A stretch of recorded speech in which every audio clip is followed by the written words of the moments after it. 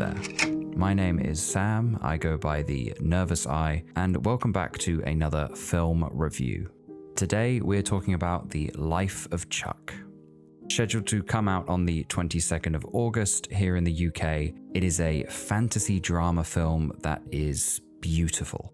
It's life-affirming, mining the extraordinary out of the ordinary, but also a film that can sometimes feel like a one-on-one conversation. If I had to sum up this film in one sentence, I would say it's a film that tries to break down the mathematics of the human experience.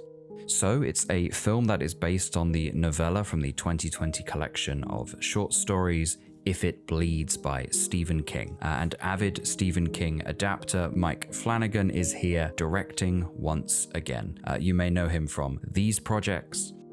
I've been waiting a long time for this film. It won the People's Award at TIFF almost a year ago. It reached the US about 2 months ago, and now it's finally here in the UK. It's about time, considering I've had this trailer play for me in almost every film screening I've been to in the last 3 months. The Life of Chuck is a film with a non-linear 3-act structure that follows, sometimes indirectly, the story of Charles Krantz, or Chuck, and the people he meets and ultimately impacts throughout his life. And it's a film that is about being present, cherishing the moment, and being defined by the moments that matter. It offers a great sense of perspective on our place in the universe. It's very good at talking using numbers to define the parameters of something, or perhaps through the rhythm of dance. And yes, there are musical elements in here. It's got a dash of science fiction too, but it feels universally personal. And a film that feels like it's from an older time. It requires a certain wavelength. It's overtly sentimental, but quite profound when it wants to be. And it is one of those films that extends a hand to you and asks you to dream the way the characters do. And if you open your heart to it, you will leave the cinema with a renewed sense of purpose. I felt its urge for something here. It's soulful stuff, and something that's rare for me is I actually bought the novella on the way home from the cinema to read because I just really was quite moved by this. The ideas in this film can be a bit far-reaching. It's hard to put into words a film that tries its hand at explaining something that resembles the meaning of life. And the film does dwell on dreams in a way that can feel particularly daunting, but I think that's what makes it special. For all its thoughts and fears, it tries to open the eyes of its characters. And it does like to talk in absolutes, but it also likes to bend its own rules. But I think it just wants you to grasp a sense of meaning, and that meaning will change depending on who's watching. It's got a great cast, with Tom Hiddleston playing the central role. Matthew Lillard is also here, Mark Hamill, Karen Gillan, Chiwetel Ejiofor is here. The screen time for everyone is limited, but everyone is still given a moment to shine.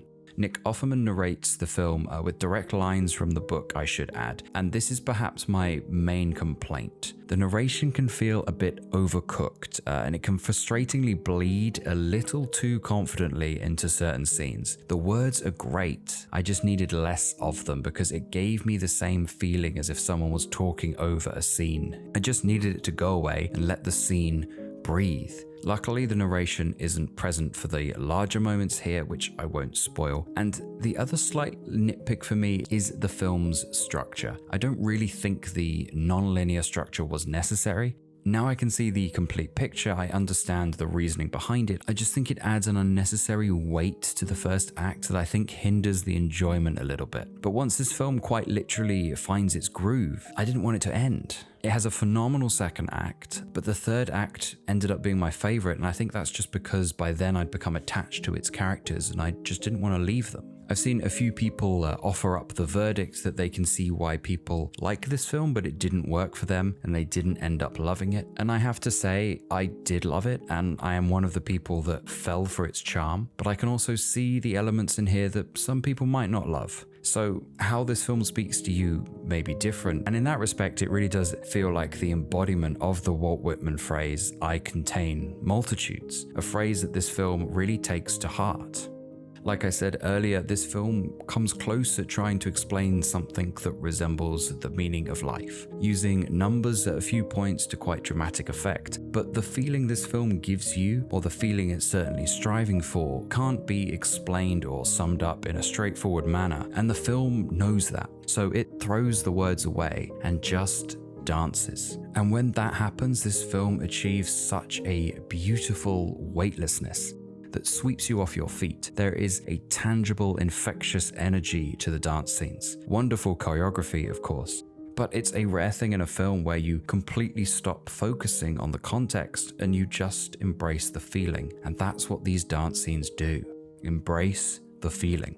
Look, I'm naturally drawn to films like this, so I might come across a bit biased, but it is such a beautiful thing to feel inspired after watching a film that delivers, especially on what you'd hoped for. And this one, despite a handful of flaws, still gets to the heart of what it wants to do. It pulls our perspective right out to what feels like the wider reaches of the universe. And then, like a dolly zoom, it rushes straight back in, and it makes you feel quite alone in that respect, and makes you really wonder what your place in all of this is. It asks so many questions, it makes so many connections, but somehow after it all finished, I didn't end up feeling so alone after all. I loved thinking about this film just as much as I did watching it. Definitely go and check this one out. Please do consider subscribing if you are new here, but that's all I've got to say on this one, so all that's left to do now is to thank you very much for watching.